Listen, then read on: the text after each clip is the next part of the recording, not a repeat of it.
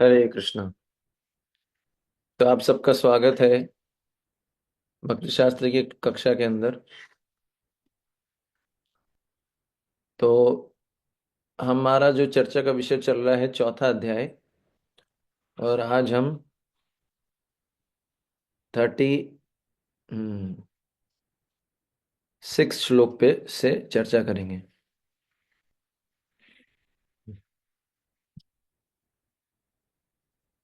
अपि चेद असि पापेभ्य अपि अपि चेदसि चेदसि पापेभ्यः पापेभ्यः सर्वेभ्यः पापकृत्तमः सर्वेभ्यः सर्वेभ्यः पापकृत्तमः कृतमः सर्वं ज्ञानप्लवेनैव सर्वं सर्वं ज्ञानप्रप्लवेनैव ज्ञानप्ले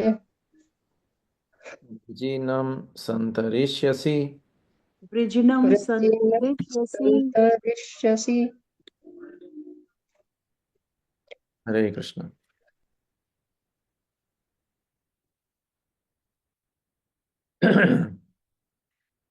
इसका अर्थ इस प्रकार है, यदि तुम्हें समस्त पापियों में भी सर्वाधिक पापी समझा जाए तो भी तुम दिव्य ज्ञान रूपी नाव में स्थित होकर दुख सागर को पार करने में समर्थ होंगे। तो यहाँ पर भगवान एक सागर की बात कर रहे हैं जो दुखों का सागर है, और भगवान एक नाव की बात कर रहे हैं जो कि दिव्य ज्ञान है, ट्रांसेंडेंटल नॉलेज। तो भगवान बोल रहे हैं कि अगर दुखों के सागर से पार करना है तो दिव्य ज्ञान रूपी नाव में बैठना चाहिए। हम्म।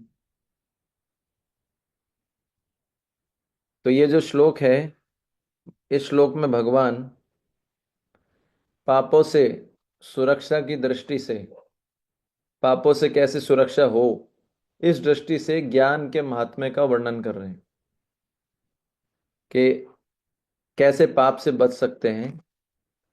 तो इसलिए वो है इस प्रकार ज्ञान क्या महिमा का वर्णन कर रहे हैं। हम्म। तो पिछले श्लोक में भगवान ने कहा था, बोले हे अर्जुन, तुम जब दिव्य ज्ञान को जान लोगे तो तुमको इस प्रकार का मोह नहीं होगा। किस प्रकार का मोह? कि ये मेरे भाई हैं, ये मेरे ससुर हैं, ये मेरे पुत्र हैं, और तुम निर्ममता के साथ सभी के साथ युद्ध कर पाओगे। ये हमने कल चर्चा किया था। तो अर्जुन के मन में ये डाउट आया कि ये तो ठीक है कि आपने ये बता दिया कि मोह से मोह की बाधा से परे जाकर मैं कैसे युद्ध करूं। ये तो बहुत अच्छी बात है, कम से कम मैं कायर नहीं माना जाऊंगा, मैं युद्ध तो करूंगा। लेकिन फिर भी युद्ध तो करना ही होगा। भले ही आपने मोह रूपी बाधा को पार कराने में मेरी मदद किया, लेकिन फिर भी जब मैं युद्ध करूंगा तो कुछ लोग मरेंगे और उसका पाप तो लगेगा ही। हम्म। तो उस पाप से मुझे कैसे छुटकारा मिलेगा? तो भगवान जो है अर्जुन की बात को समझ गए, अर्जुन के संशय को समझ गए, और भगवान इस श्लोक में बता रहे हैं कि तुमको पापों से डरने की आवश्यकता नहीं है। कि अगर तुम मेरी प्रसन्नता के लिए, हम्म, अगर मेरी प्रसन्नता के लिए कार्य करते हुए भी पापों का समुद्र बन रहा है, भगवान अर्जुन को बोलते हैं कि तुमको पापों से डरने की आवश्यकता नहीं है अर्जुन। अगर मेरी खुशी के लिए तुम पाप भी करो और पापों का समुद्र भी बन जाए तो भी तुम जो है पापों के समुद्र से पार हो सकते हो। कैसे? कृष्ण भावना अमृत रूपी नाव के माध्यम से। कृष्ण भावना अमृत रूपी ज्ञान जो है, उसकी नाव में बैठकर सुरक्षित तुम पापों के समुद्र से पार हो सकते हो। तो ये भगवान यहाँ पर बता रहे हैं। ठीक है। तो है अपि चेत असि पापेभ्य सर्वेभ्य पाप कृतमः। है ना? हे अर्जुन, यदि तुम समस्त पापियों की तुलना में सर्वाधिक पाप करने वाले हो, भगवान बोल रहे हैं कि तुम कितने भी बड़े पापी क्यों ना हो, तो पापियों के अंदर भी जो है टॉप मोस्ट पाप करने वाले हो, तो भी भगवान बोल रहे हैं। तो अर्जुन की जो प्रॉब्लम थी, अर्जुन की प्रॉब्लम यही थी कि अर्जुन सोच रहे हैं कि मुझे जो है क्या करना पड़ेगा, अपने कुटुंबियों का वध करना पड़ेगा, अपने परिवार वालों का वध करना पड़ेगा, द्रोण को मारना होगा, भीष्म को मारना होगा, और ऐसा करने से मुझे बहुत अधिक पाप लगेगा, है ना। और इतना पाप तो आज तक किसी पापी को लगा नहीं होगा, क्योंकि अपने गुरु को मारना, गुरु मतलब जो उनके द्रोणाचार्य हैं, भीष्म पितामह को मारना, कौन ऐसा करता है, तो इसका पाप तो लगेगा। हम्म इसलिए अर्जुन जो है पहले अध्याय के 36वें श्लोक में बोलते हैं कि धृतराष्ट्र के पुत्र आतताई हैं, फिर भी इनका वध करने से हमें पाप लगेगा। हम्म फिर 1.39 में अर्जुन बोलते हैं, है ना, कि अगर कुल कुल को नष्ट करेंगे तो क्या होगा, कुल के नष्ट होने से क्या होगा कुल की परंपराएं नष्ट हो जाएगी, अधर्म बढ़ेगा, उसका पाप लगेगा, अधर्म बढ़ने से क्या होगा, जो है स्त्रियां दूषित हो जाएंगी, उसका पाप लगेगा, फिर वर्ण संकर उत्पन्न होंगे, उसका पाप लगेगा, वर्ण संकर उत्पन्न होंगे, उनको कोई सिखाने वाला नहीं होगा, धर्म तो वैसे ही कम हो गया, धर्म बढ़ता जा रहा है, तो वो जो है क्या करेंगे, वो जो है पिंड दान नहीं करेंगे, जल दान नहीं करेंगे, तो कुल के जो पितर होंगे वो नरक में गिर जाएंगे, तो उसका पाप लगेगा। तो पाप ही पाप लगेंगे। तो अर्जुन को ये चिंता हो रही है कि पापों से कैसे बचेंगे। हम्म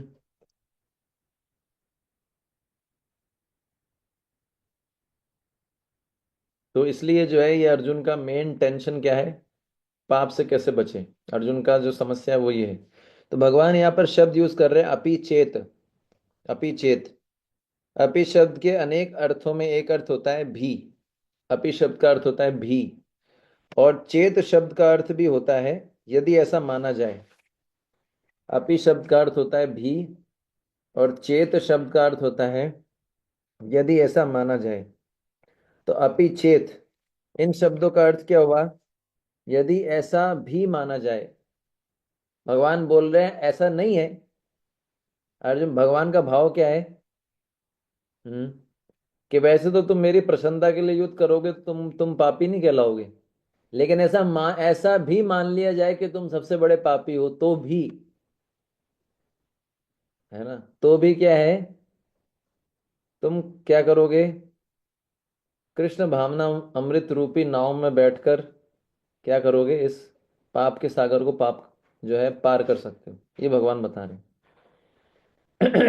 तो सब भगवान ने यूज किया है शब्द पाप कृतमः। पाप कृतमः शब्द यूज किया है। तो एक होता है पाप कृत, एक होता है पाप कृतर, एक होता है पाप कृतम। पाप कृत शब्द का अर्थ क्या है, पाप करने वाला। पाप कृतर शब्द का अर्थ होता है उससे भी ज्यादा पाप करने वाला। और पाप कृतमः शब्द का अर्थ है सबसे ज्यादा पाप करने वाला। तो अगर कोई व्यक्ति, उसने बहुत अधिक पाप किए हैं, तो उसको भी निराश होने की आवश्यकता नहीं है ना।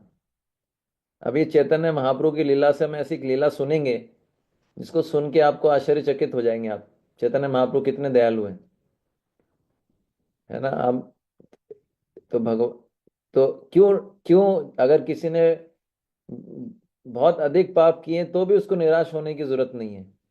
अगर वो भगवान की शरण ले ले और आगे से पाप ना करने का वचन ले, ये दो कंडीशन पे उसको निराश नहीं होना चाहिए। क्या, एक तो मैं आगे से पाप नहीं करूंगा, और क्या, भगवान का आश्रय लेता है तो उसको, भले ही उसने बहुत पाप किए हो, लेकिन उसको निराश होने की आवश्यकता नहीं है।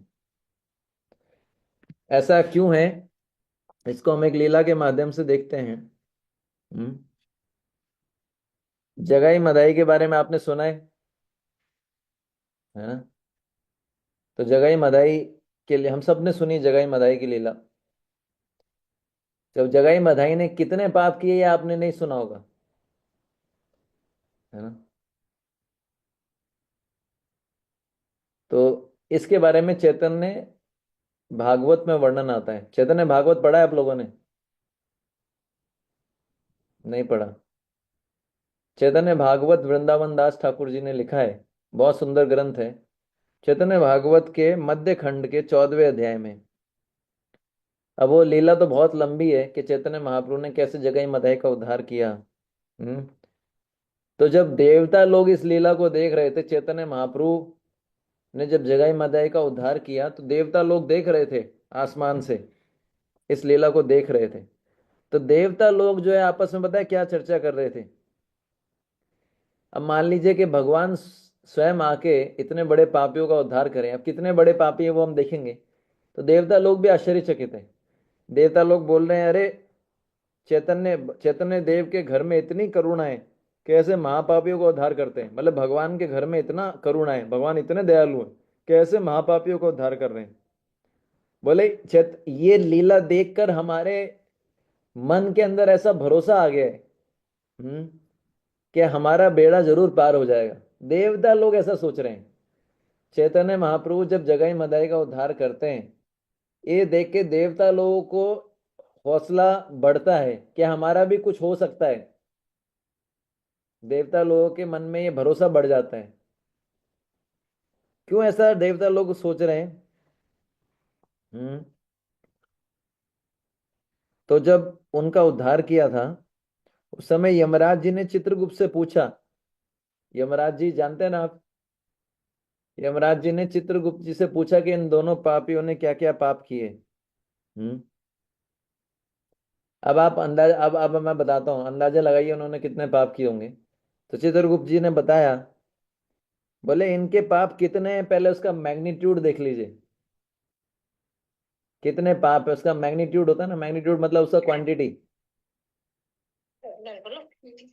है ना।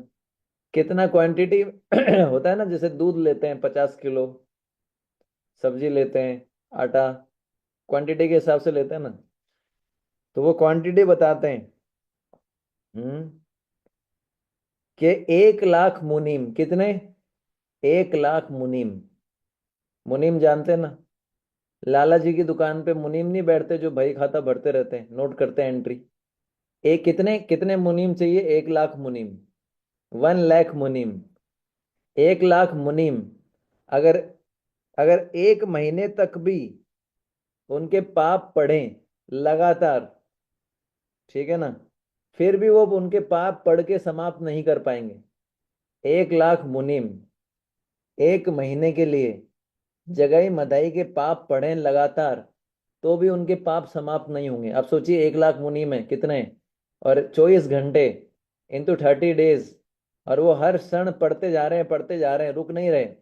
इतने पाप किए थे उन्होंने, तब भी वो खत्म नहीं होंगे। इमेजिन कीजिए कितने पाप किए होंगे। ये सुन के आपको किसी की याद नहीं आती?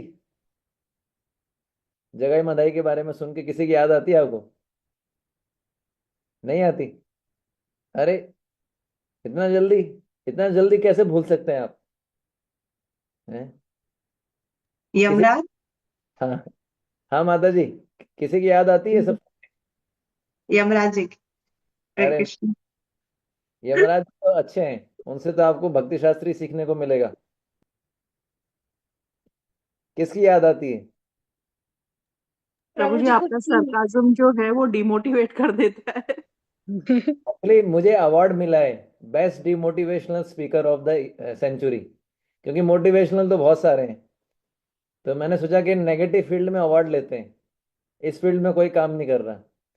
तो best demotivational speaker of the century award मिला हुआ है मुझे, हमारे भक्तों ने ही दिया है। तो जिसको भी डिमोटिवेट करना हो आपके पास लेके आएंगे, आप उसको डिमोटिवेट कर देंगे। दोनों चाहिए होता है ना।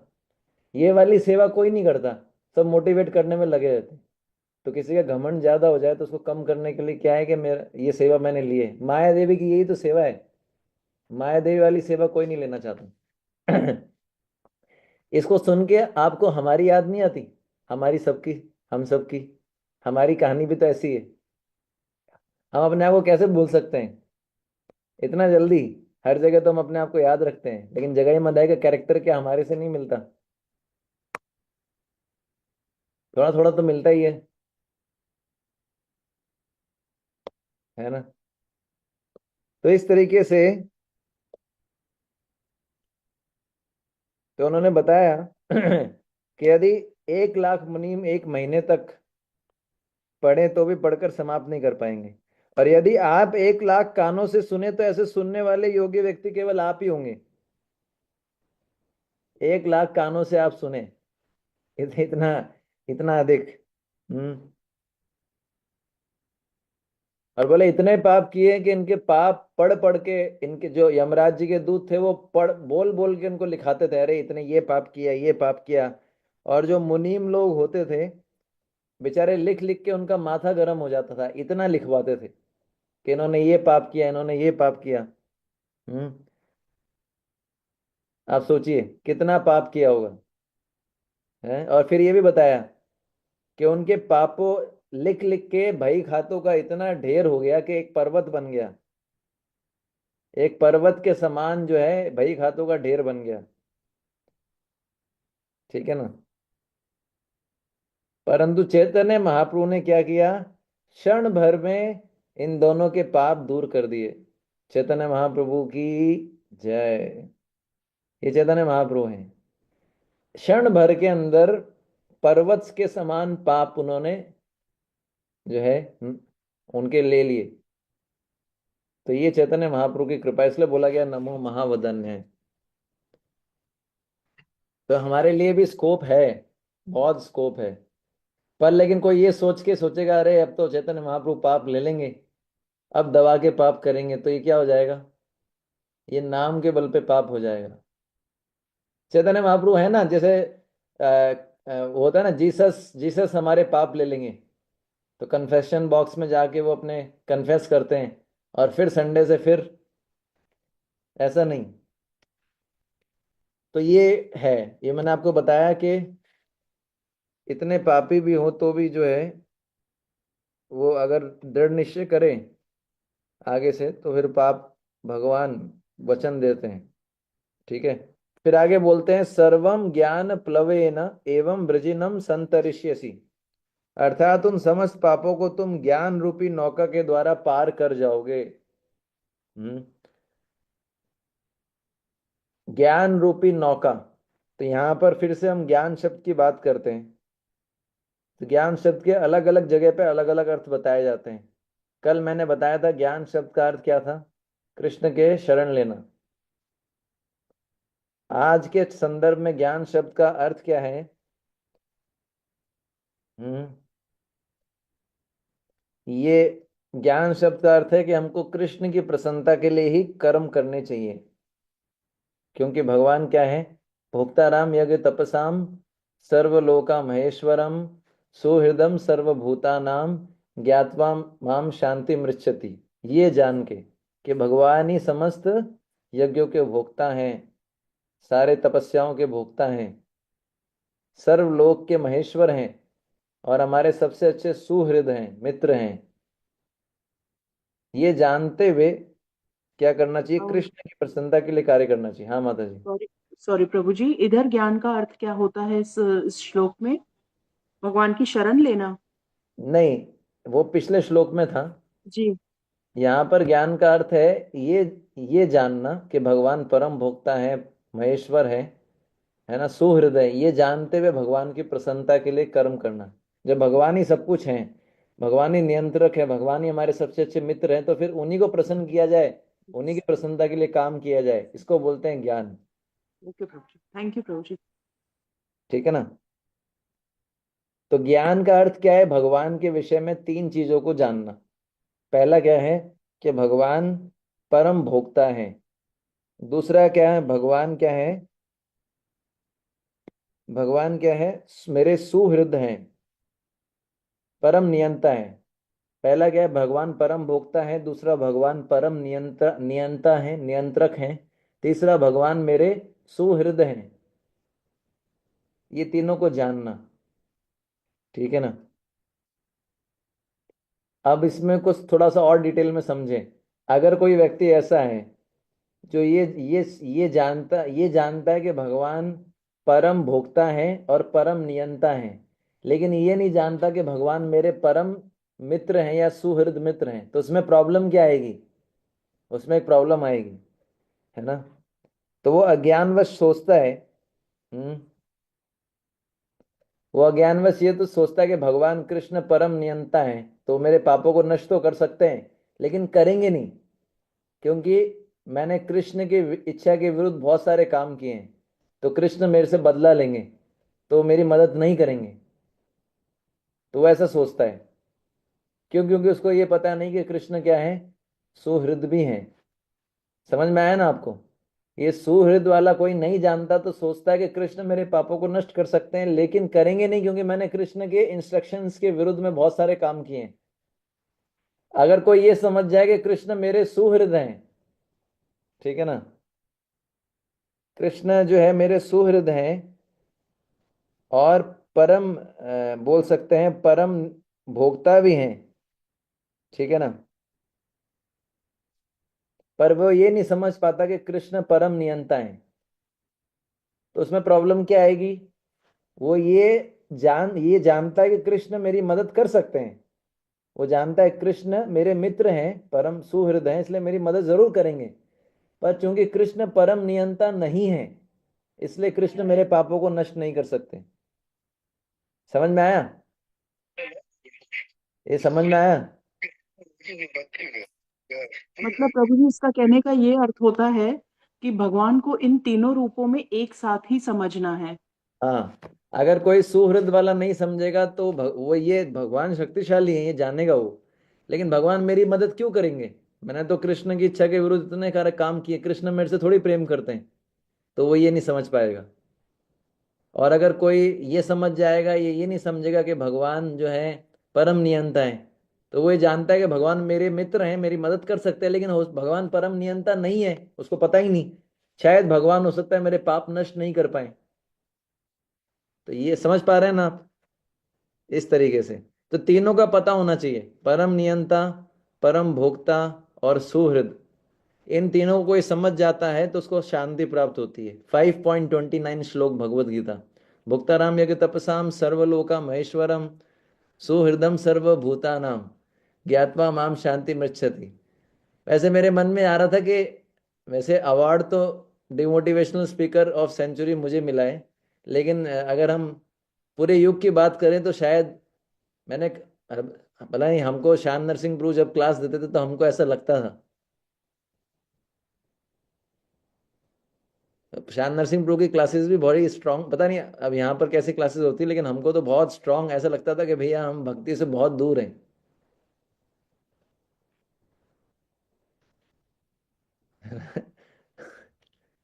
एनीवे मुझे पता नहीं है कुछ लोगों ने यस लिख के भेजा है। मतलब हम प्रभु जी की क्लासेस बड़ी डीप होती हैं, मजा आता है, लेकिन प्रभु जी की क्लास सुन के ये चीज समझ में आती है कि हमको कुछ नहीं आता है। हमको कुछ समझ में, मतलब भक्ति से बहुत बहुत टाइम लगने वाला है। भक्ति ऐसी चीज है। एनीवे, तो ये समझ में आया ना आपको?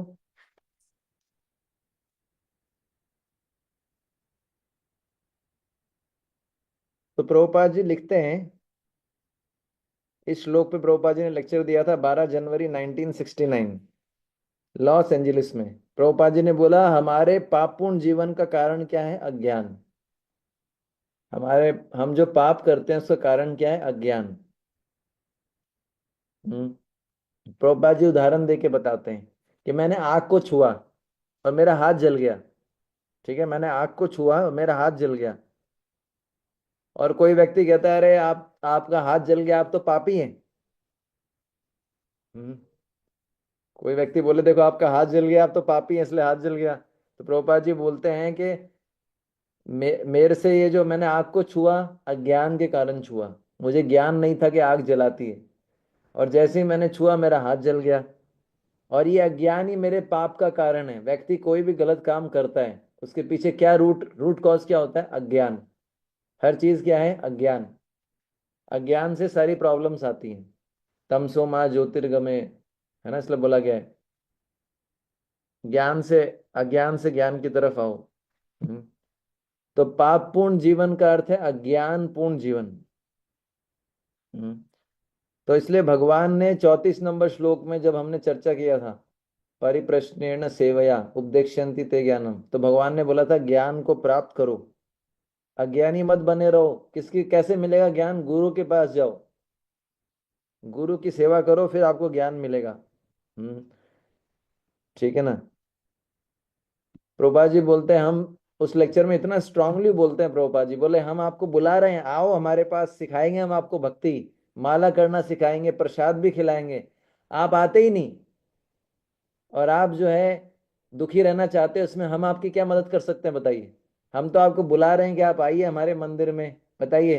कोई कोई ऐसा करेगा, फोन कर करके बुलाएगा, आइए हमारे संडे लव प्रोग्राम में, आपको प्रसाद खिलाएंगे, फिर भी लोग नहीं आ रहे, और फिर लोग बोलते हैं हम बहुत दुखी हैं। तो भैया तुम सुखी, इससे ज्यादा कोई क्या कर सकता है। तो आपको आगे से सुखी होने के लिए बुलाया जा रहा है, फिर भी आप नहीं आ रहे हो, तो दुखी रहोगे आप, क्योंकि आप ऐसा स्टेप ही नहीं ले रहे। डॉक्टर बोल रहा है मेरे हिसाब से दवाई ले लो ठीक हो जाओगे, नहीं,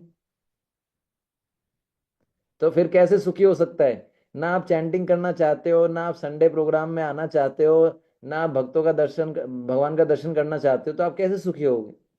तो प्रभुपाद जी बोलते हैं हम आपकी कैसे मदद करें। हम्म। तो यहाँ पर जो है, ज्ञान की तुलना किससे की गई है, नौका के समान।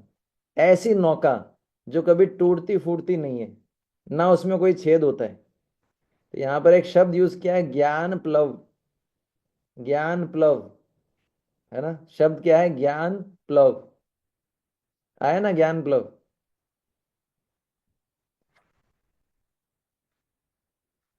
तो ज्ञान प्लव के कई अर्थ होते हैं। इसको ज्ञान रूपी नौका बोल सकते हैं, जहाज भी बोल सकते हैं, ज्ञान रूपी जहाज। पर आपको पता है इसका एक अर्थ क्या होता है। ज्ञान का अर्थ होता है कृष्ण भावनामृत का ज्ञान, और प्लव का अर्थ क्या होता है, ऐसी वस्तु जो कभी जल में डूबती नहीं। प्लव का अर्थ होता है ऐसी वस्तु जो कभी जल में डूबती नहीं। तो आप बताइए ऐसी कौन सी वस्तु है जो कभी जल में डूबती नहीं है। लकड़ी। हरे वो कृष्ण। वो स्कैनर वाला सिस्टम अभी भी चालू है। हल्की एक्सपायर्ड है। हल्की वस्तु। आपका नंबर भेज दीजिएगा माता जी, है ना।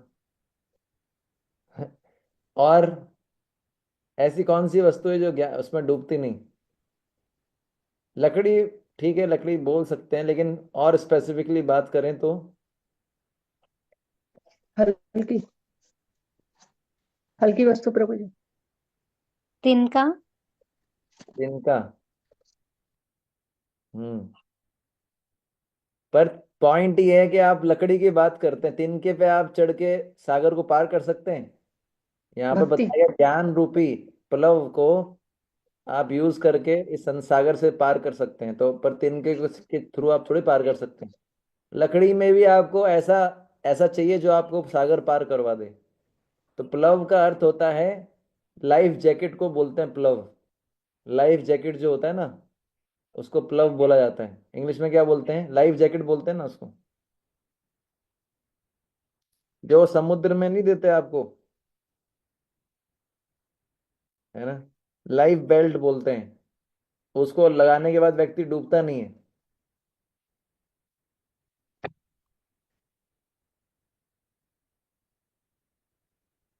ठीक है।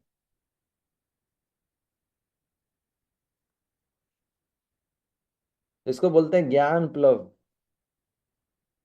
तो भगवान कह रहे हैं कृष्ण भावनामृत का ज्ञान एक ऐसी पेटी के समान है, प्लवन पेटी। इसको हिंदी में बोलते हैं, लाइफ जैकेट को प्लवन पेटी। क्या बोलते हैं, प्लवन पेटी, है ना। तो कृष्ण भावनामृत का ज्ञान ऐसी प्लवन पेटी के समान है, जिसको बांध कर व्यक्ति पापों के समुद्र में होते हुए भी सुरक्षित रहता है, क्योंकि डूबेगा नहीं।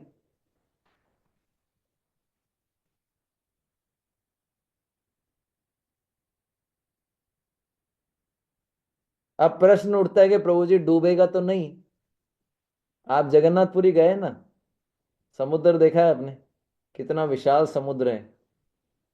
भले ही कोई उस समुद्र में डूबे नहीं, लेकिन मान लीजिए एक हमारे भक्त थे, ये असली घटना है, वो तैरने के लिए गए और वो वापिस ही नहीं आए। कैसा लगा सुन के ये स्टोरी, सैड स्टोरी थी ना। फिर वो 2-3 दिन बाद वापस आए। बेहोश मिले, कहीं और मिले किसी और किनारे पे। हाँ, समझ समझ में आया आपको? और वो समुद्र इतना खतरनाक है जगन्नाथपुरी वाला, कि अब मान लीजिए उस समुद्र में बीच में आपको छोड़ दिया जाए प्लवन पेटी बांध के, है ना, तो अब दूसरा प्रॉब्लम क्या आ सकता है कि किनारे तक पहुंचेंगे कि नहीं पहुंचेंगे। भले ही आपके पास प्लवन पेटी है, कब तक तैरेंगे आप? बहुत बड़ा समुद्र है, इसको जहाजों से पार करने में कितना टाइम लगता होगा? प्रभुपाद जी अमेरिका गए थे, कितने दिन लगे थे? अब मान लीजिए आप 1 डेढ़ महीना 2 महीना तैरते ही रहेंगे क्या उस प्लवन पेटी पे बिना खाए पिए? समझ पा रहे हैं? तो अब उसको पार करने के लिए क्या चाहिए? अब एक और प्रॉब्लम है, ठीक है ना। पूर्ण सुरक्षा कैसे प्राप्त हो? पूर्ण सुरक्षा तो तभी प्राप्त होगी जब किनारे पे आएंगे, ठीक है ना। टेंशन रहती है ना कि किनारे पे पहुंचे नहीं, किनारे पे कैसे आएंगे? तो एक श्लोक है, बहुत सुंदर श्लोक है, 10वें स्कंद भागवत का 14 अध्याय और 58 नंबर श्लोक।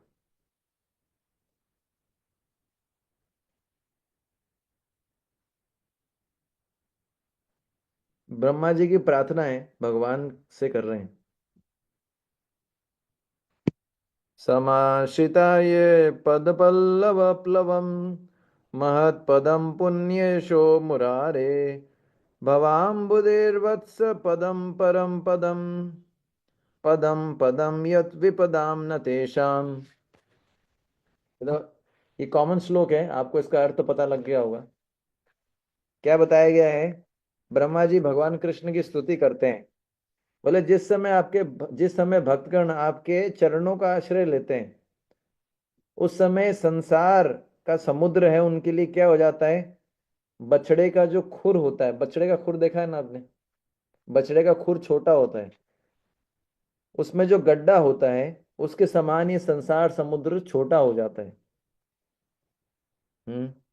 तो अगर कोई कृष्ण भावनामृत रूपी ज्ञान, कृष्ण भावनामृत के ज्ञान रूपी सुरक्षा पेटी के द्वारा बंधा हुआ है, कृष्ण भावनामृत के ज्ञान रूपी सुरक्षा पेटी से अगर कोई बंधा हुआ है, तो उसको 2 प्रकार की सुरक्षा प्राप्त होगी। पहली बात तो वो पाप के समुद्र में डूबेगा नहीं, और दूसरा क्या है, समुद्र जो है वो भी बछड़े के खुर के से बने हुए गड्ढे के समान हो जाता है। तो इस प्रकार से कोई भी व्यक्ति कृष्ण भावनामृत के द्वारा आसानी से कृष्ण के धाम को प्राप्त कर सकता है। समझ में आया? प्रभु जी, आई एम सॉरी, मुझे फर्स्ट पॉइंट फिर बताइए। 2 प्रकार की सुरक्षा प्राप्त होगी, सेकंड वाला इस बछड़े का खुर जैसा हो जाएगा भवसागर। पहली सुरक्षा क्या है कि आप पाप के समुद्र में डूबेंगे नहीं, क्योंकि आपके पास प्लव है, लाइफ जैकेट। दूसरा क्या है, ओके। समुद्र भी छोटा हो जाएगा, बछड़े के खुर के अंदर जो गड्ढा होता है उस साइज का, भक्ति यस करने प्रभु से। जी। तो इसलिए आसानी से उसको पार कर लेते हैं यस भक्त। प्रभु जी। भक्त जो है, ये सुना है ना आपने, इस यस प्रकार। प्रभु जी। Thank you. अब प्रश्न आता है, अगर ये बात है तो मैं तो फिर कल से जगह मधाई वाला बिजनेस शुरू करूंगा। अब टेंशन क्या है ना।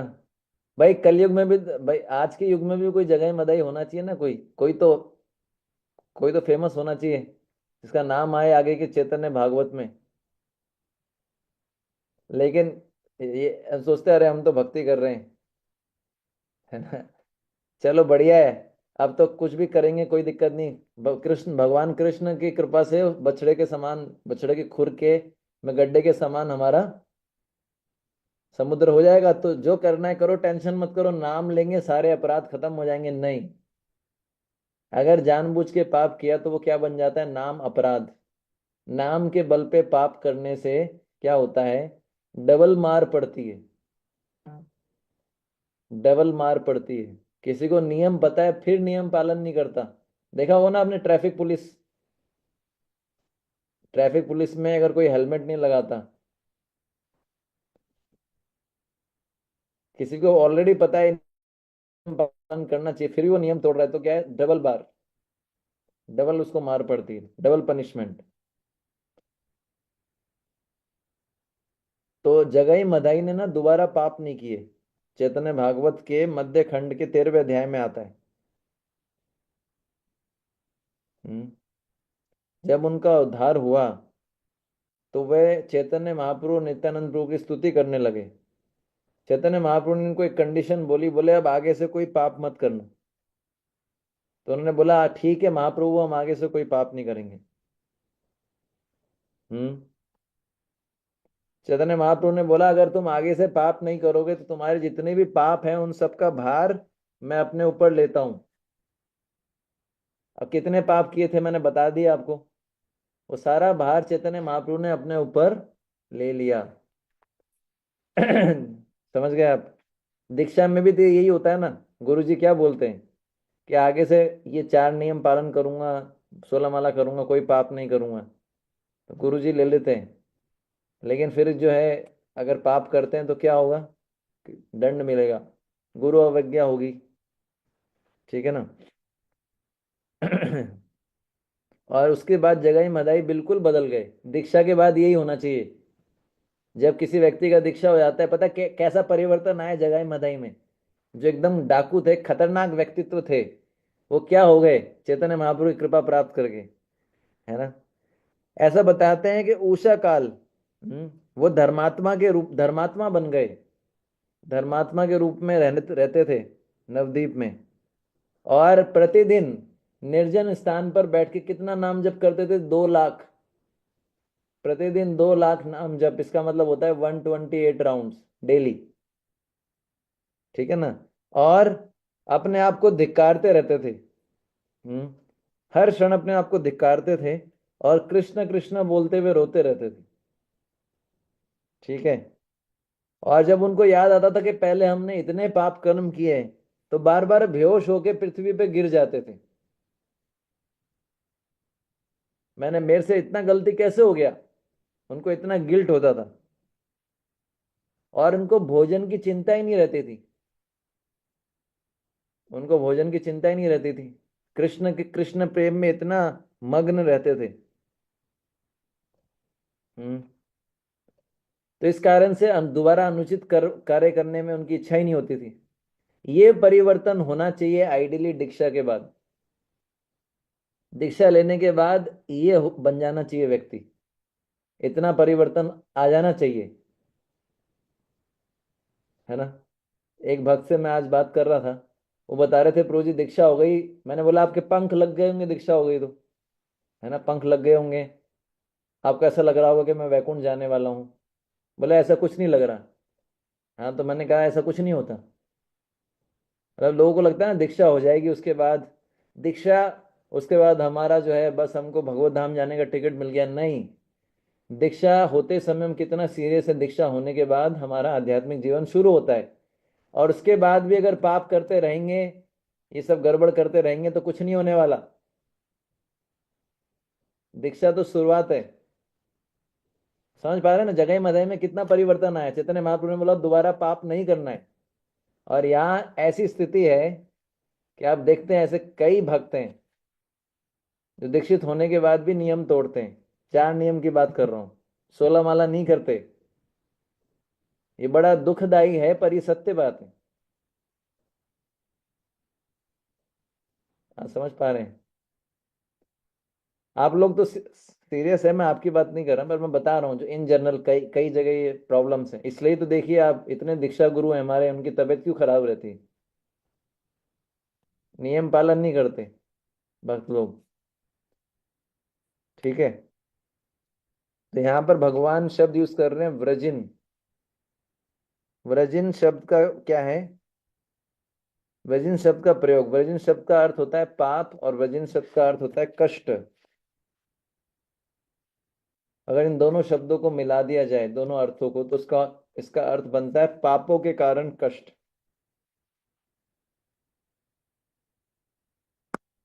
ठीक है ना? पापों के कारण कष्ट। तो जब पापी व्यक्ति जिस समय कृष्ण भावना भावित हो जाता है, तो उसके सामने पिछले पाप जो उसने किए हैं, अगर कोई मान लीजिए डाकू है या कोई मर्डरर है, कोई भी उदाहरण के लिए, अगर वो भक्त बन गया, मतलब कृष्ण भावना भावित हो गया, और उसने पाप तो कर डाले ना पुराने, तो पुराने जो उसने पाप किए हैं, ठीक है ना, उसके कारण जो कष्टों का समुद्र क्रिएट हुआ है वो नष्ट नहीं होगा। समझ में आया आपको?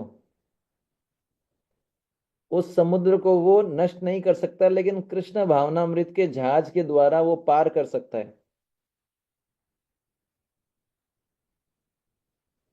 ये समझ में आया आपको? इसका अर्थ यह है, और गहराई से सोचने पे, कि हमारे जो संचित कर्म होते हैं वो नष्ट हो जाते हैं भक्ति करने से, लेकिन प्रारब्ध नष्ट नहीं होता। प्रारब्ध को भोगना पड़ता है।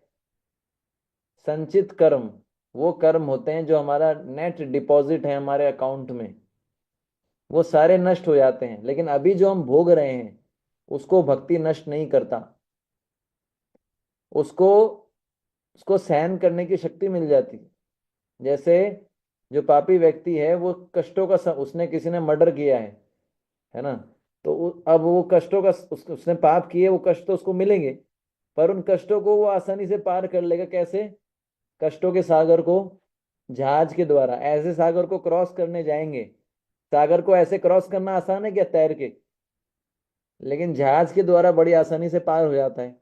तो अगर हम भक्ति ना करें तो कष्टों को टॉलरेट कर पाना, कर्म के जो रिएक्शंस होते हैं उसको टॉलरेट कर पाना बहुत मुश्किल है, लेकिन भक्ति करने से हम उसको टॉलरेट कर पाते हैं।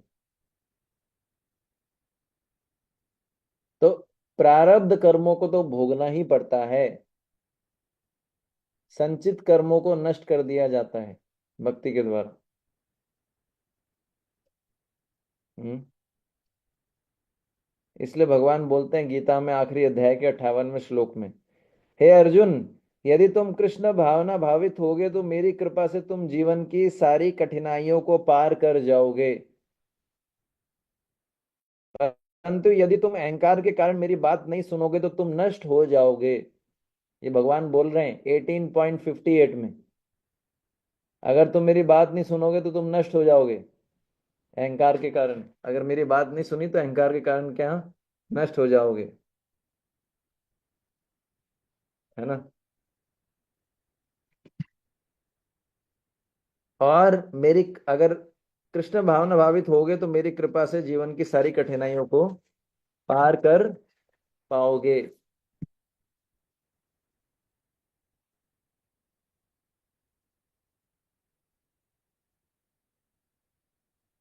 ठीक है, अब अगले श्लोक पे चलते हैं।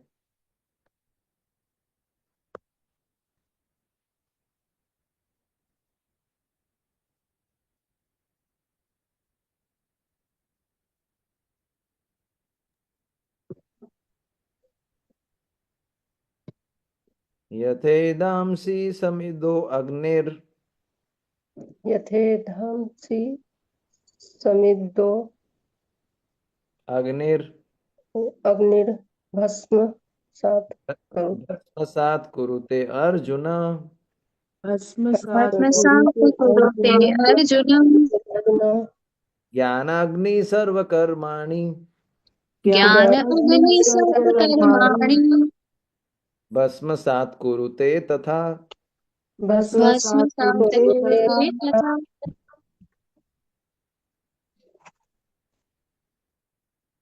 जैसे प्रज्वलित अग्नि ईंधन को भस्म कर देती है, उसी तरह है अर्जुन ज्ञान रूपी अग्नि। पिछले श्लोक में भगवान ने ज्ञान की तुलना नाव से की थी, इस श्लोक में भगवान ज्ञान की तुलना अग्नि से कर रहे हैं। उसी तरह है अर्जुन, ज्ञान रूपी अग्नि भौतिक कर्मों के समस्त फलों को जला डालती है।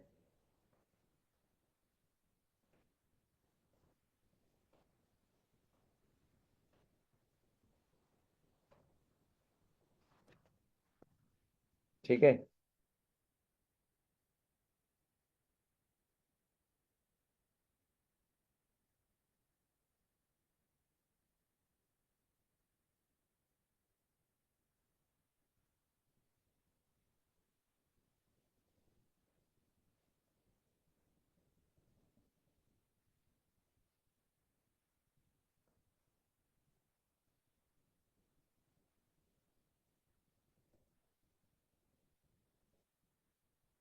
हम्म। तो जैसे मैंने बताया था आपको पिछले श्लोक में, जो भगवान ने बताया कि ज्ञान रूपी प्लव, मतलब ज्ञान रूपी नाव को पे बैठ के आप पापों के सागर को पार कर सकते हो, ये किसके लिए था? ये प्रारब्ध कर्मों के लिए था। दो प्रकार के कर्म होते हैं हमारे मुख्य रूप से। एक होता है, देखा जाए तो ऐसे, एक होता है प्रारब्ध, एक होता है संचित। जिस जो हमारा चर्चा का विषय है, उसमें दो दो पे हम फोकस करेंगे, प्रारब्ध और संचित। संचित कर्म का अर्थ है जो ऑलरेडी डिपॉजिट है, जितना आपके अकाउंट में, जैसे आपका बैंक अकाउंट होगा, है ना, उसके अंदर कितना लक्ष्मी डिपॉजिट है, उसको मान सकते हैं संचित कर्म, अभी तक जो इकट्ठा किया गया है। और उसमें से कितना आपने विड्रॉ किया, उसको बोलते हैं प्रारब्ध। तो अभी जो हम भोग रहे हैं, जैसा रूप हमको मिला, जैसा बुद्धि मिला है, जैसा शरीर मिला है, वो सब प्रारब्ध के अनुसार जिसको हम भोग रहे हैं अभी। तो संचित में ओवरऑल स्टोर है। तो भगवान ने पिछले श्लोक में जो बताया था वो किसके लिए बताया था? प्रारब्ध कर्मों के लिए बताया था। क्योंकि प्रारब्ध कर्मों को जलाया नहीं जा सकता, उसको तो टॉलरेट करना पड़ेगा। तो अगर प्रारब्ध कर्मों का अगर समुद्र है तो उसको पार करना पड़ेगा जहाज के द्वारा। लेकिन यहाँ पर संचित कर्मों के बारे में बताया जा रहा है। संचित कर्मों को जलाया जा सकता है, भक्ति संचित कर्मों को नष्ट कर सकती है। इसलिए यहाँ पर भगवान ज्ञान को अग्नि से तुलना कर रहे हैं। समझ में आया आपको?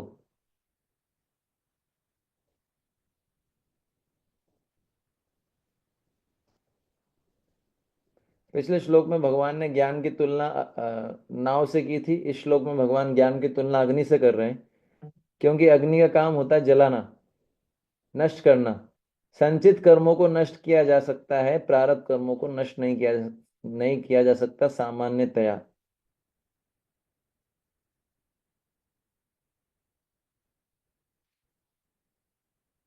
ठीक है। तो भगवान बोल रहे हैं, यथा ईदहांसि सम्मिद्ध अग्नि भस्मसात कुरुते अर्जुन। हे अर्जुन, जिस प्रकार प्रज्वलित अग्नि ईंधन के ढेर को भस्म कर देती है। हम्म।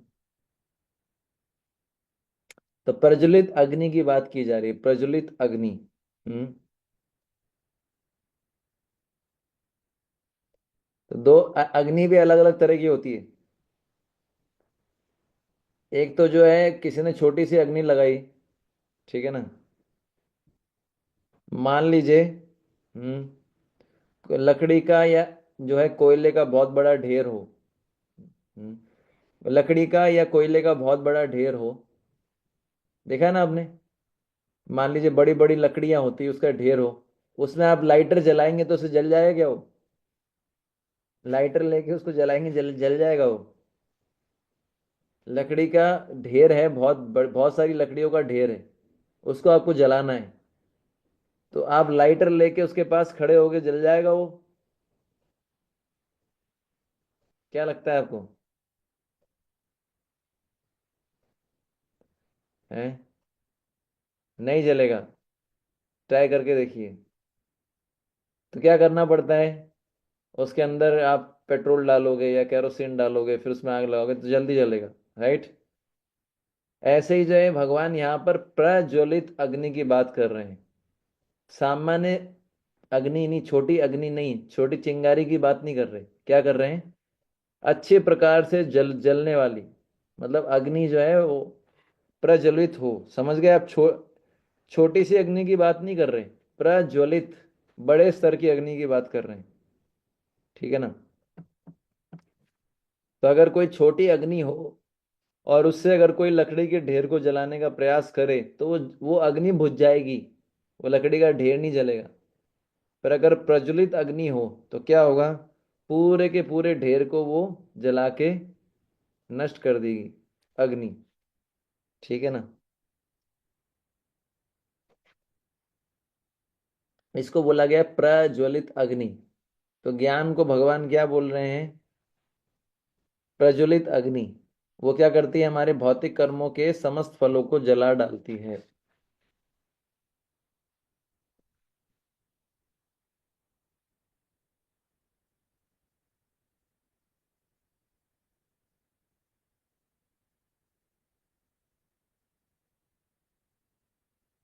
अग्नि जो है वो बड़ी प्रज्वलित अग्नि जो होती है वो अगर ईंधन में लग जाए, ईंधन के ढेर पे, फ्यूल, तो बड़ी आसानी से जो है वो पूरे उसको जला सकती है।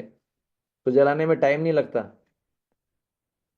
अग्नि जो है सबको जला के राख कर देती है। जैसे आपने महाभारत में पढ़ा है ना, महाभारत के अंदर लाक्षागृह, दुर्योधन ने जो है वो क्या बनाया था, पांडवों के लिए लाक्षागृह का निर्माण किया था। ठीक है ना। उसके अंदर जो है जैसे मूंज, मूंज होता है, बांस होता है, इत्यादि अनेक पदार्थ यूज करके उसको घी से सींच कर एक सुंदर भवन बनाया गया, घी से सींच कर, ताकि आग लगाएं तो अच्छे से लगे। दुर्योधन ने क्या किया था, बांस जो होता है, बांस और मूंज, मूंज एक प्रकार का जो है एक आता है जलने वाला पदार्थ, उसको घी में सींच सिंचवा कर उससे महल बनाया, और भी पदार्थ थे। ठीक है ना। ताकि तुरंत आग लगाए तो क्या होगा, पूरा का पूरा महल जल जाए। सब लोग, पांडव लोग सो रहे हैं, उसी समय हम आग लगाएंगे ताकि पूरा महल जल जाए। हालांकि अर्जुन के पास ऐसे ऐसे अस्त्र थे कि अर्जुन बारिश करवा सकते थे। अर्जुन के पास ऐसे वेपन्स थे, ऐसे धनुष थे जिससे वो जो एक अस्त्र होता है उसको बोलते हैं वारुणास्त्र, वारुणास्त्र का प्रयोग करके बारिश करवाई जा सकती है। लेकिन अर्जुन को पता चले तब तो कुछ करेगा ना अर्जुन। अगर कोई सो रहा हो और आग लगा दी जाए महल में, कैसे पता लगेगा, इतना फास्ट जलता है ना। इसी को भगवान बोल रहे हैं, प्रज्वलित अग्नि क्या करती है, ईंधन को जला देती है। ठीक है ना। तो भगवान यहाँ पर अर्जुन को किस नाम से संबोधित कर रहे हैं, अर्जुन नाम से संबोधित कर रहे हैं। अर्जुन का अर्थ मैंने बताया था, किसी को याद है क्या है अर्जुन अर्थ का अर्थ, बहुत पहले बताया था।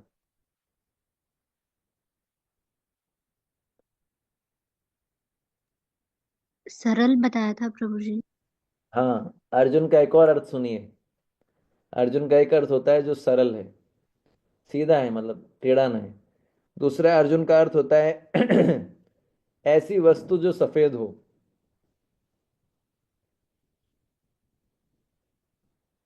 हम्म। अर्जुन शब्द का अर्थ होता है ऐसी वस्तु जो बहुत सफेद हो। ठीक है। अब सफेद वस्तु पे आप कुछ लिखोगे तो साफ साफ दिखेगा कि नहीं दिखेगा। सफेद वस्तु पे छोटा भी दाग होता है, कितना बड़ा, वाइट कपड़े जो होते हैं, तुरंत दिखता है कि नहीं दिखता। और रंग बिरंगे इसलिए जो है लोग जो है डार्क कपड़े खरीदते हैं, धोने कम पड़ेंगे, तो गंदगी लगेगी तो पता नहीं लगेगा। सफेद कपड़े कम पहनते हैं, सफेद कपड़े पे गंदगी तुरंत दिख जाती है। कलयुग में लोग आलसी हैं, कपड़े कौन धोएगा, इसलिए लोग जो है इस तरह के कपड़े, कलर कलर इस तरह के खरीदते हैं जो डार्क कलर है, ताकि उसमें गंदगी चिपक भी जाए तो गंदगी भी तो डार्क ही होती है, तो लगेगा कोई गंदी नहीं हुई, है ना। तो अर्जुन का अर्थ होता है ऐसी वस्तु जो सफेद हो। सफेद वस्तु पे कुछ भी लिखते हैं, कुछ भी दाग पड़ता है तो वो आसानी से दिखाई देता है। और किसी कलर पे आप कोई दाग होगा तो आसानी से दिखाई नहीं देगा। तो भगवान अर्जुन को ये कहना चाहते हैं कि हे अर्जुन, तुम्हारा चित्त इतना स्वच्छ तथा निर्मल है। हम्म। तुम्हारा चित्त इतना स्वच्छ और निर्मल है, अर्जुन का जो चित्त है या मन बोल सकते हैं, इतना साफ है, इतना निर्मल है कि मैं तुमको जो भी ज्ञान दूंगा वह ज्ञान तुम्हारे चित्त में दिखाई देगा। अर्जुन के चित्त इतना साफ है और निर्मल है, जैसे कोई सफेद कपड़ा होता है, उसमें मैं तुमको जो भी ज्ञान दूंगा वो साफ तुमको दिखाई देगा।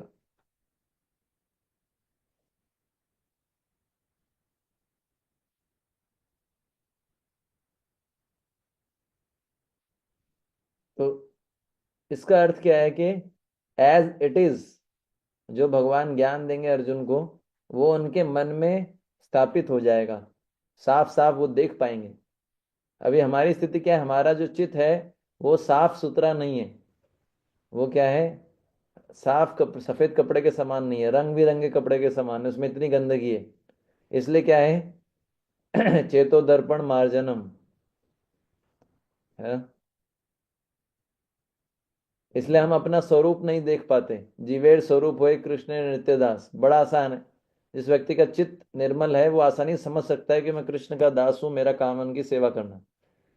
पर जिस व्यक्ति का चित्त निर्मल नहीं है उसको बड़ा समझ में नहीं आता, अरे मैं कैसे कृष्ण का दास हूं, वो फीलिंग ही नहीं आती। कई लोग बोलते हैं प्रभु इतना सुन लिया फिर भी फीलिंग नहीं आती, क्योंकि चित्त में बहुत गंदगी है। इसलिए क्या करना पड़ेगा? चेतो दर्पण मार्जनम भव महादावाग्नि निर्वापणम। नाम कीर्तन, नाम जप के द्वारा, नाम कीर्तन के द्वारा। ठीक है। तो अगर हम चाहते हैं कि भगवान से, भगवान का ज्ञान जो भी हम सुनते हैं वह ज्ञान हमारे चित्त में उसी रूप में दिखाई दे, स्थित हो जाए, तो क्या करना पड़ेगा? चित्त को निर्मल होना चाहिए। इसलिए आप देखते हैं कि क्लास शुरू होने से पहले कीर्तन होता है। वो कीर्तन ऐसे ही नहीं होता टाइम पास के लिए। कई बार बहुत सारे भक्त उस कीर्तन को अटेंड नहीं करते, जय राधा माधव, ये तो जय राधा माधव है। वो इसलिए होता है ताकि उसका हृदय निर्मल हो, फिर वो उसके अंदर कुछ ज्ञान जाए कीर्तन करने से। हर चीज का लॉजिक होता है। तो इस तरीके से ये बता रहे हैं भगवान। फिर आगे बोलते हैं ज्ञान अग्नि सर्व कर्माणि भस्मसात कुरुते तथा। हम्म।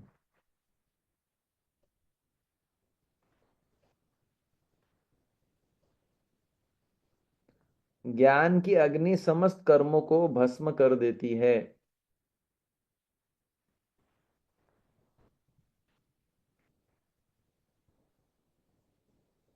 तो यहां पर समस्त कर्मों की बात की जा रही है। सर्व कर्माणि, सर्व कर्माणि में अच्छे कर्म भी आते हैं, बुरे कर्म भी आते हैं। प्रभुपाद जी इसके तात्पर्य में लिखते हैं कि आत्मा तथा परमात्मा संबंधी पूर्ण ज्ञान तथा उनके संबंध की तुलना यह अग्नि से की गई है। यह अग्नि न केवल समस्त पाप कर्मों के फलों को जला देती है, अपितु पुण्य कर्मों के फलों को भी भस्मसात करने वाली है। कर्म फल की कई अवस्थाएं हैं, शुभारंभ, बीज, संचित आदि। किंतु जीव को स्वरूप का ज्ञान होने पर सब कुछ भस्म हो जाता है, चाहे वह पूर्ववर्ती हो या परवर्ती।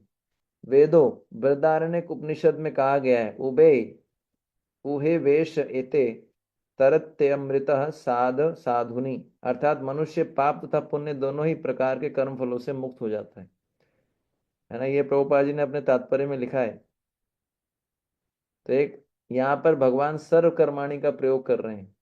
सर्वकर्माणी का अर्थ है सारे प्रकार के कर्म, बुरे के साथ अच्छे भी। तो फिर से वही डाउट आ सकता है कि प्रभु जी अच्छे कर्मों को भी जला देंगे तो क्या होगा? जैसे मैंने बताया था स्टार्टिंग में, कर्म अच्छे हो चाहे बुरे हो उनका फल मिलता ही मिलता है। बताया था ना एक बार जब कर्म के बारे में बताया था। हम्म। प्रभुपाद जी ने 21 अगस्त 1966 को न्यूयॉर्क में श्लोक पे प्रवचन दिया था। प्रभुपाद जी बोलते हैं हमारे कर्म हमारे बंधन का कारण है। हम्म। चाहे अच्छे कर्म हो चाहे बुरे कर्म हो, बुरे कर्मों का नतीजा बुरा होता है, अच्छे कर्मों के भी फल होते हैं। तो प्रभुपाद जी बोलते हैं जो व्यक्ति संसार से मुक्त होना चाहता है उसके लिए अच्छे बुरे कर्म दोनों बाधक हैं। क्या है? बंधनकारी है। ठीक है ना। तो बोलते हैं कि अच्छे कर्मों के फलों की आवश्यकता भी हमें नहीं है। तो अच्छे कर्म कौन करता है? जो सतोगुणी व्यक्ति होते हैं। जो लोग सतोगुण में होते हैं, भौतिक गणना के अनुसार वे अच्छे कार्य करते हैं। जो लोग रजोगुण तमोगुण में होते हैं वही बुरे कार्य करते हैं। पर जो कृष्ण भावना भावित होते हैं वे ना तो अच्छे कार्य करते हैं ना बुरे कार्य करते हैं, भगवान के लिए करते हैं। हम्म। अब मान लीजिए कोई अच्छा कार्य कर रहा है तो उसको अच्छे परिवार में जन्म मिलेगा, उसको सुंदर रूप मिलेगा, उसको बुद्धि मिलेगी। ठीक है ना। कोई बुरा कर्म कर रहा है तो उसको गरीब परिवार में जन्म मिलेगा, कुरूप होगा, है ना। उसकी बुद्धि काम नहीं करेगी इस प्रकार से। हम्म। प्रभुपाद जी बोलते हैं अगर मान भी लिया जाए कि आपने अच्छे कर्म किए और आप एक धनी परिवार में जन्म लिए, है ना, तो भी क्या समस्या क्या है? हम्म। भौतिक कष्ट तो मिलेगा ही मिलेगा। हम्म। गर्मी तो सहनी पड़ेगी, सर्दी सहनी पड़ेगी। जन्म तो अमीर व्यक्ति की भी मृत्यु तो अमीर व्यक्ति की भी होती है, बुढ़ापा अमीर व्यक्ति को भी आता है ना। बीमारी अमीर व्यक्ति को भी होती है। चाहे अच्छा कर्म, मतलब अच्छा कर्म करने वालों के साथ भी वही प्रॉब्लम है कॉमन जो बुरे कर्म करने वालों के साथ है। बस अच्छे कर्म में ये है कि उसको स्टेटस थोड़ा अच्छा होगा, खाने पीने की चीज अच्छी मिलेगी, इस प्रकार से उसको लगता है कि मैं बहुत अच्छी सिचुएशन में हूँ, लेकिन दोनों कोई बहुत अच्छी सिचुएशन में नहीं है। ठीक है ना।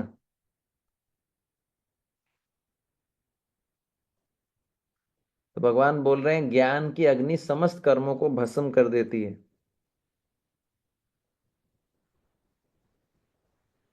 तो समस्त कर्मों में कौन कौन से कर्म आते हैं? समस्त कर्मों में प्रारब्ध नहीं आता। मैंने बताया आपको, प्रारब्ध के लिए हम पहले ही चर्चा कर चुके हैं पिछले श्लोक में। समस्त कर्मों में आता है संचित कर्म, जो हमारा बैंक बैलेंस है। और दूसरा भविष्य में जो कर्म होने वाले हैं उनको बोलते हैं क्रियमाण, क्रियमाण कर्म।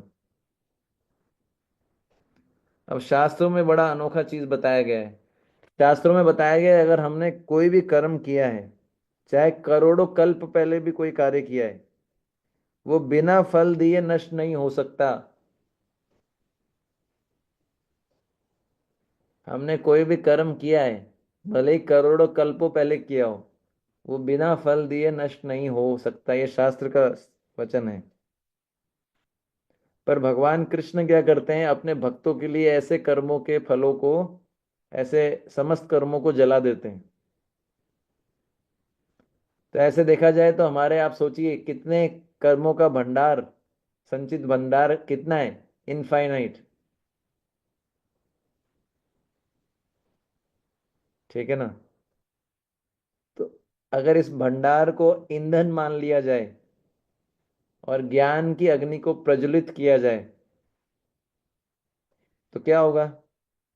कृष्ण भावनामृत रूपी ज्ञान की अग्नि के, प्रज्वलित अग्नि के द्वारा अनेक अनेक जन्मों के जो संचित कर्म हैं, क्रियमान कर्म हैं, जो भविष्य में भी होने वाले हैं, क्या उसको जो है संचित कर्मों के विशाल पर्वत को जलाया जा सकता है।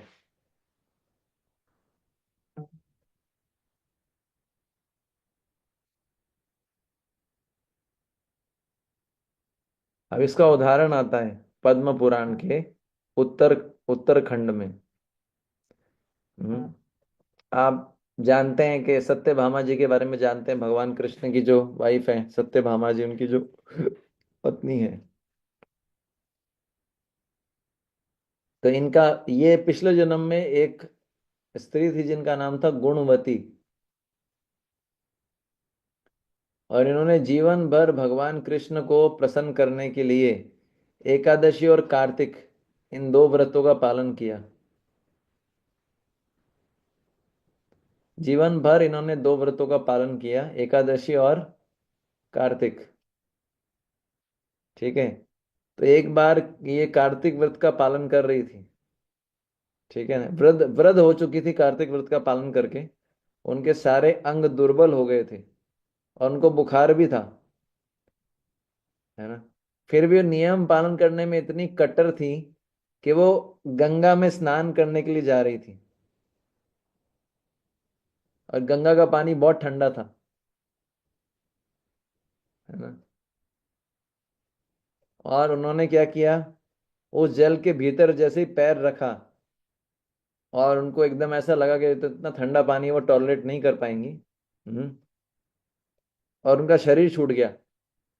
बहुत वृद्ध हो चुकी थी, वृद्ध होने के बावजूद भी स्नान करने का बुखार तो पहले से ही था, उनका शरीर छूट गया। और फिर क्या हुआ कि जो है वैकुंठ से विमान आया उनको लेने के लिए, क्योंकि उन्होंने जीवन भर क्या किया था, कार्तिक और एकादशी व्रत का पालन किया था। उनको एक दिव्य दिव्य रूप मिला और वैकुंठ चली गई वो। हम्म। तो कार्तिक व्रत के पालन के कारण उन्हें भगवान कृष्ण के निकट स्थान प्राप्त हुआ। तो जो गुणवती जो थी, उनके जीवन में जो कृष्ण भावनामृत का जो ज्ञान था वह एक छोटी सी चिंगारी के समान था पहले, पर कार्तिक व्रत और एकादशी व्रत का पालन करने से इन उस जो है उस अग्नि में क्या किया, पेट्रोल का काम किया। जो चिंगारी थी छोटी सी, उसमें जो है पेट्रोल, अगर कोई छोटी सी आग है उसमें पेट्रोल डाल दो तो बढ़ जाती है। तो कार्तिक और एकादशी व्रत पालन करने से उनका जो कृष्ण भावना अमृत था, जो कि छोटी सी अग्नि के छोटी सी चिंगारी के समान था, वो क्या हो गया, प्रज्वलित अग्नि के समान हो गया।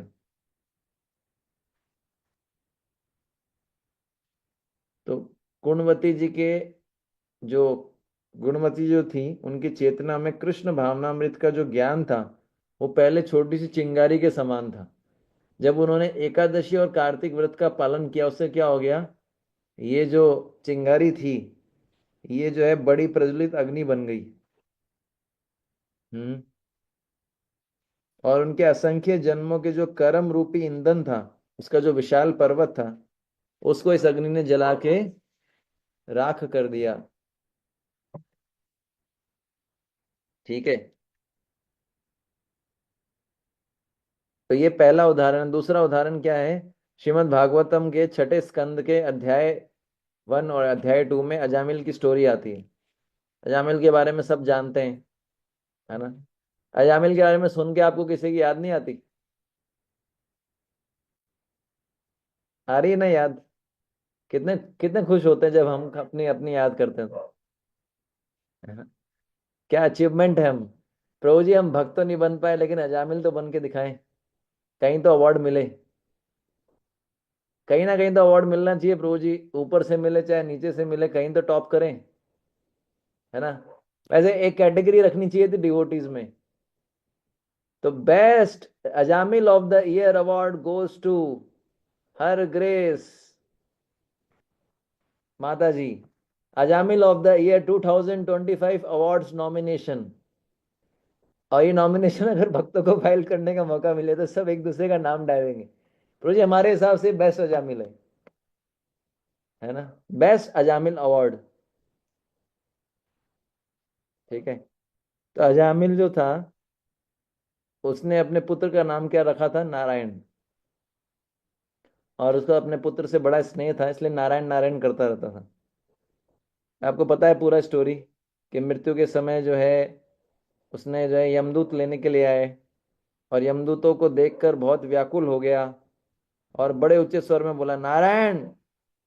हम्म तो जैसे ही उन्होंने नारायण बोला तो भगवान विष्णु के 4 दूत आ गए अजामिल की रक्षा के लिए, और यमदूतों के उनको लौटा दिया। बहुत उनमें आर्ग्यूमेंट भी होता है, तो पूरा भागवतम में दे रखा है ना। तो उन्होंने बोला इसने इतना पाप किया है, तुम बोलते हो इसने कुछ किया ही नहीं। बोले इसके सारे पाप जो है वो नष्ट हो चुके हैं। हम्म अजामिल ने कोटि कोटि जन्मों के पापों का प्रायश्चित कर लिया। कैसे? क्योंकि इसने अपराध रहित भगवान विष्णु के नाम का जप किया है। नारायण बोला ना, अपराध रहित था। हम्म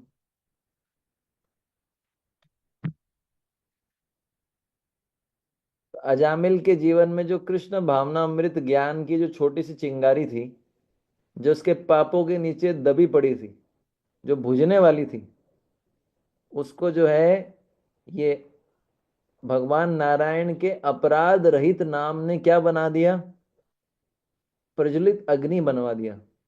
प्रज्वलित अग्नि। उसके कारण क्या हुआ, उसके करोड़ों जन्मों के पाप नष्ट हो गए,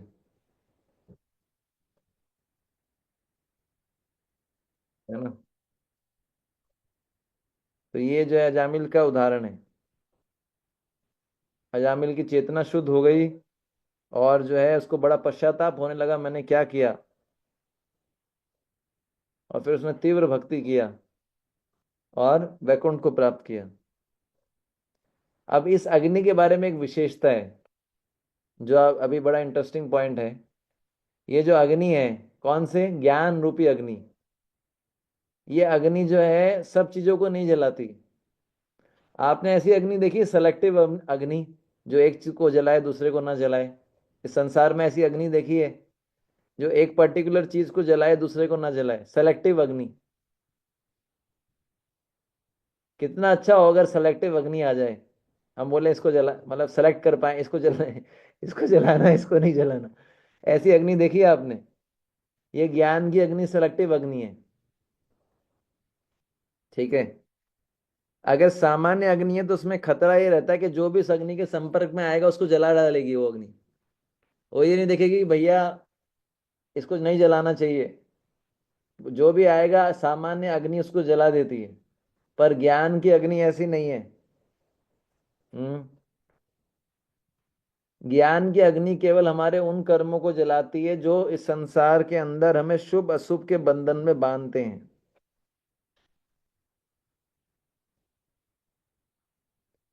तो ज्ञान की अग्नि क्या करती है? हमारे भौतिक कर्मों को जलाती है।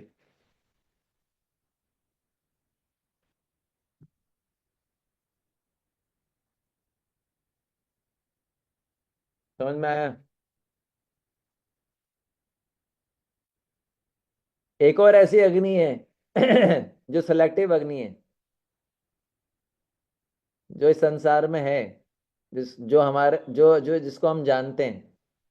बता सकते हैं ऐसी कौन सी सेलेक्टिव अग्नि है? इतना मैंने हिंट दे दिया, अब तो बड़ा आसान है बताना। प्रभु जी, क्रोध। क्रोध तो पर हम करते हैं तो कोई चपेट में जो भी आता है वो तो देखा होगा ना।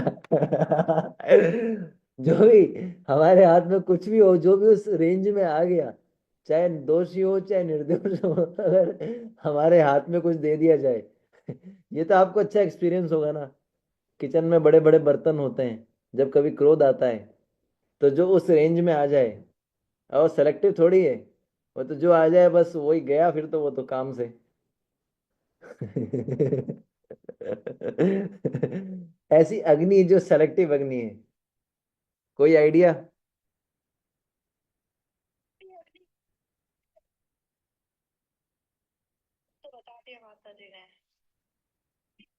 ये देखिए, काम है, काम से ही क्रोध निकलता है। ठीक है ना? ईर्ष्या क्रोध काम ये सब जो है, ये है। एक भक्त ने बोला हरिनाम, हरिनाम भी नहीं है। अभी हरिनाम तो एक्चुअली अलग ही चीज है, लेकिन यहाँ पर हम बात कर रहे हैं वैश्वानर अग्नि के बारे में। अहम वैश्वानरो भूतवा। आपके पेट में अग्नि है कि नहीं? हम सबके पेट में अग्नि है ना, जिसको क्या बोलते हैं, जठर अग्नि। आप कुछ नहीं खाते तो आपके पेट को जलाती है क्या वो? जब उसमें कुछ ईंधन नहीं डाला तो ऐसा क्या आपका पेट जल के खाक हो गया? तो जो पेट की पेट की अग्नि है, इसको जठर अग्नि बोलते हैं। जठर अग्नि समझ गए ना आप? जठर अग्नि में क्या है, अगर आप भोजन डालेंगे तो उसको जलाएगा, कुछ और नहीं जलाता। हमारे पेट में अग्नि है, इसलिए अग्नि तत्व बोलते हैं ना। हमारे शरीर के अंदर पंच तत्व है, पेट के अंदर अग्नि है, उसके अंदर वो भोजन को जलाती है। समझ गए? आप बोलेंगे प्रभु जी, वो आप वो भोजन नहीं खाएगा तो क्या होगा फिर? अल्सर होंगे उसको। वो खाएगा नहीं तो पानी पिएगा तो उससे तो दिक्कत नहीं आती। वो पानी नहीं पीते लोग, इसलिए अल्सर हो जाता है ना? तो एक तो ज्ञान रूपी अग्नि जो केवल हमारे भौतिक कर्मों को जलाती है, एक वैश्वानर अग्नि है, पेट की अग्नि, जो केवल भोजन को जलाती है। ये दोनों अग्नि जो है हमारे लिए लाभदायक है। अगर वैश्वानर अग्नि नहीं हो तो हमारा भोजन हम पचा नहीं पाएंगे, हमारा शरीर स्वस्थ नहीं रहेगा। और ज्ञान की अग्नि नहीं हो तो पापों के नष्ट पाप नष्ट नहीं हो पाएंगे, हमारा आध्यात्मिक शरीर स्वस्थ नहीं रह पाएगा।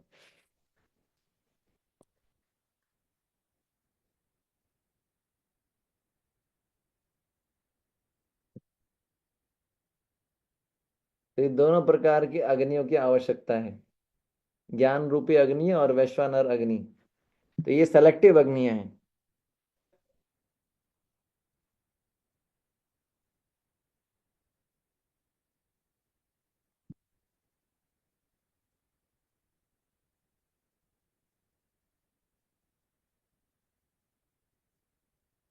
अगले श्लोक पे चलते हैं।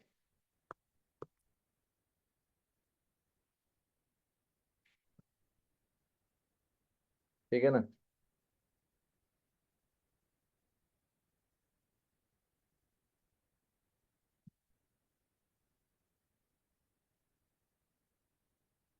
तो 5 मिनट में जितना हो जाएगा उतना कर लेंगे, 5-7 मिनट में।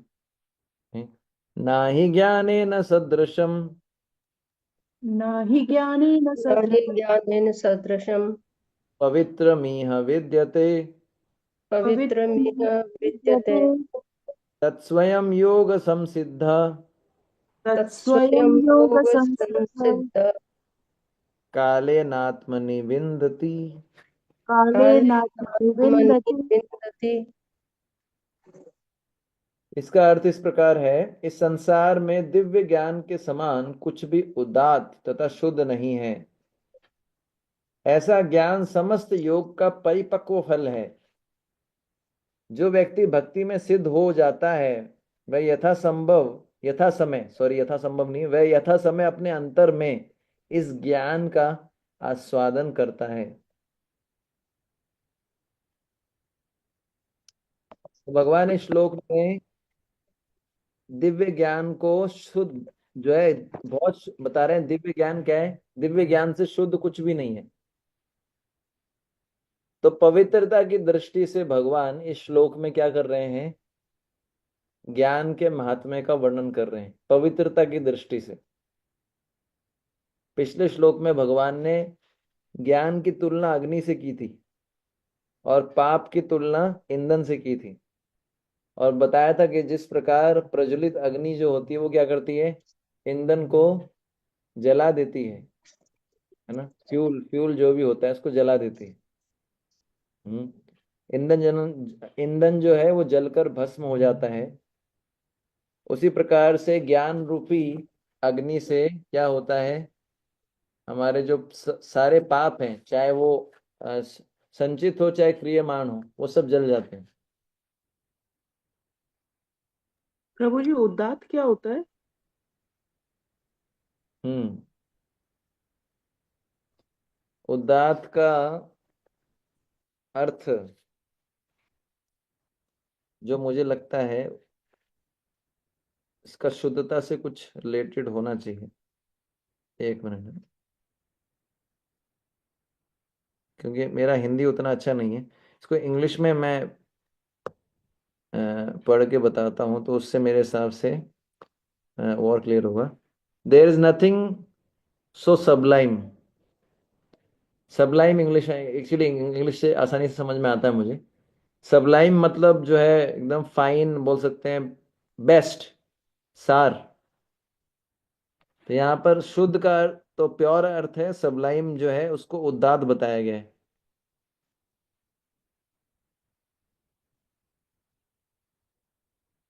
अब सबलाइम का और कोई अर्थ का आप में से कोई बताना चाहे? मेरा हिंदी जो है इतना अच्छा नहीं है, तो इसलिए आपको सबलाइम शब्द जो है इंग्लिश में काफी यूज होता है, सबलाइम।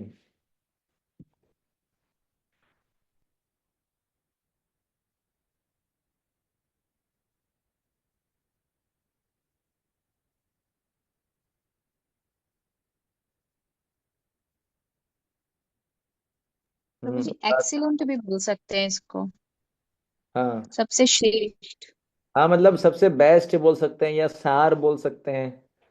जैसे दूध का सार रबड़ी है, या ऐसा एक्सीलेंट या जो भी उत्कृष्ट, या इस तरीके से, है ना। ये सब है। तो जो मैं बता रहा था, हम्म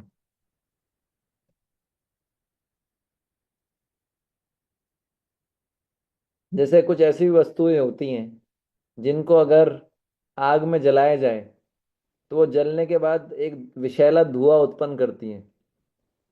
और उस धुएं से क्या है, आपने देखा होगा कई बार सांस लेना भी मुश्किल हो जाता है, खांसी आती है। ऐसा देखा ना, कुछ ऐसी वस्तुएं होती हैं जो जलने के बाद विषैला धुआं उत्पन्न करती है, इसके कारण आसपास का एटमॉस्फेयर प्रभावित होता है। तो अर्जुन के मन में ऐसा डाउट आया, कुछ ऐसे पाप भी हो सकते हैं जो ज्ञान की अग्नि में जलने के बाद भी ऐसा प्रभाव उत्पन्न करें जो व्यक्ति की चेतना को प्रदूषित करें। समझ में आया? जैसे आप किसी चीज को जलाएंगे तो वो क्या है, जल जाएगा लेकिन विषैला धुआं उत्पन्न करेगा, जिसके कारण आसपास का माहौल प्रदूषित हो जाएगा। जैसे फैक्ट्रीज के अंदर देखते हैं ना, धुआं उठता है जहां पर ऐसे जलता है। तो अर्जुन के मन में डाउट आया, कुछ ऐसे भी पाप हो सकते हैं जो ज्ञान की अग्नि में जलने के बाद भी ऐसे इस तरह का प्रभाव उत्पन्न करें जो कि चेतना को दूषित करें। तो भगवान बोल रहे हैं, अर्जुन ऐसी कोई बात नहीं है। ज्ञान रूपी अग्नि इतनी पवित्र है कि अंत में किसी प्रकार का दूषित प्रभाव उत्पन्न नहीं होता। ज्ञान रूपी अग्नि इतनी पवित्र है कि वो पाप रूपी ईंधन को इस प्रकार से अच्छी तरीके से भस्म करती है। धुआं कब निकलता है? जब कोई चीज ठीक से जलती नहीं है, तभी तो धुआं निकलता है। जब कोई चीज अच्छे से जल जाए तो धुआं निकलता है? नहीं।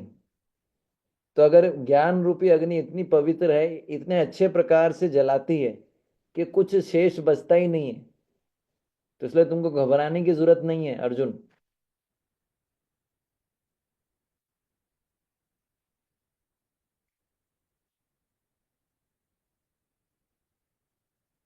ठीक है? तो ये इसके पिछले श्लोक से लिंक है जो मैंने आपको बताया।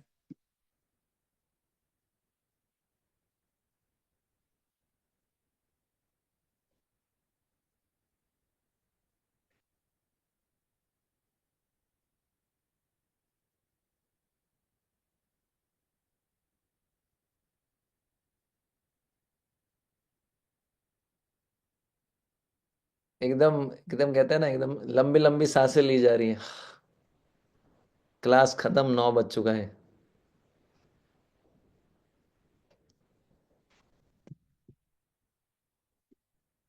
प्रभु जी, वो वापस से एक बार थोड़ा सा रिपीट कर दीजिए ना। ज्ञान रूप की अग्नि इतनी अच्छे से जलाती है कि कुछ। कुछ भी शेष नहीं रहता, धुआं हुआ निकलेगा ही नहीं। जब इतने अच्छे से किसी चीज को जलाया जाएगा, अच्छे से जब किसी चीज को जलाया जाता है, उसमें से धुआं कैसे निकलेगा? धुआं तभी निकलता है जब कोई चीज ठीक से जलती नहीं है।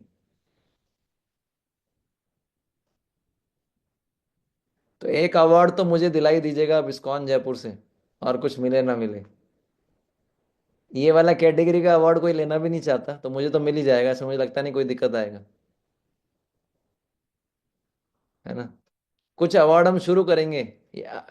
Best Ajamil of the year award, best Ajamil year of the year award 2025 में अजामिल वाला अवार्ड किसको मिलेगा, है ना? अजामिल या रामचंद्रपुरी अवार्ड।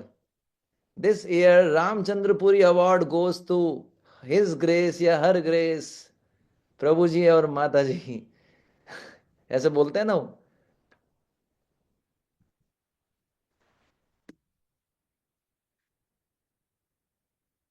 या this year Jagai Madhai award goes to the best couple, his grace and her grace. Jagai मधाई।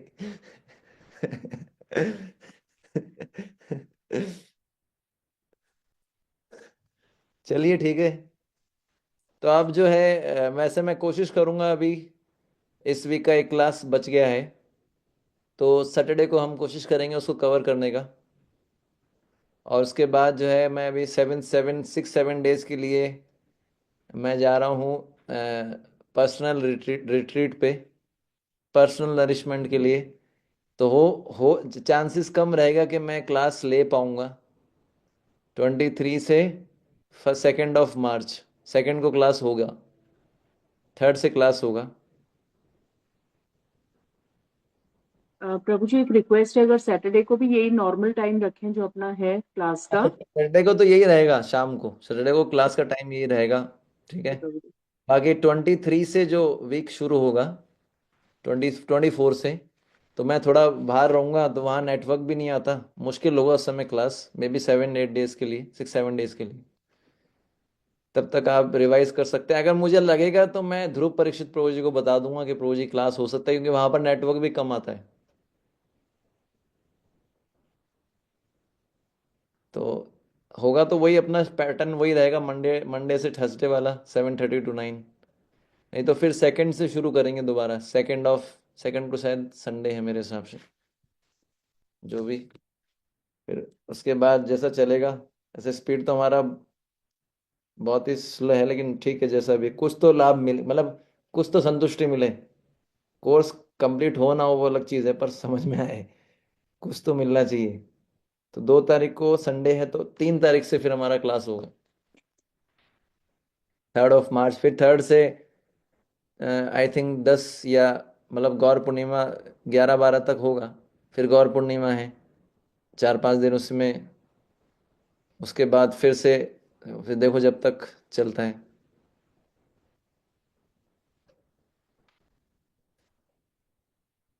ठीक है,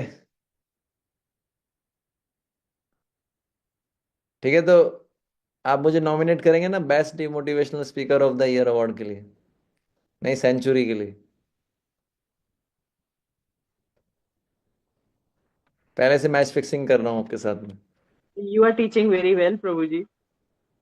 तो डिमोटिवेशनल वाला नहीं है तो मोटिवेशनल, इसमें मजा नहीं आएगा। इतने सारे लोग अच्छा पढ़ाते हैं तो, या पढ़ाते हैं तो फिर क्या मजा है। प्रभु जी आप ऐसा पढ़ाते हैं कि बस हमारी तो माला छोड़ने की इच्छा, ऐसे जिस दिन आप ऐसा बोलेंगे प्रभु जी हमारी तो माला करने की इच्छा ही खत्म हो गई, भक्ति नहीं, छोड़ ऐसा नहीं के। है प्रभु जी, ऐसा नहीं है। कई बहुमूल्य रत्न होते हैं और हर किसी की अपनी अपनी वैल्यू होती है, तो इट्स नॉट लाइक दैट प्रभु जी। हमको टॉप आना है, हम कहीं से भी आए, चाहे नीचे से आए चाहे ऊपर से आए, पर टॉप आना है। नहीं, चलो हमने सोचा ऊपर से तो पर बड़ा कंपटीशन है, तो नीचे से आ जाते हैं। नीचे में कंपटीशन कम है। नीचे कंपटीशन ज्यादा है प्रभु जी। नहीं, सब ऊपर वाले में आना चाहते हैं ना, टॉप।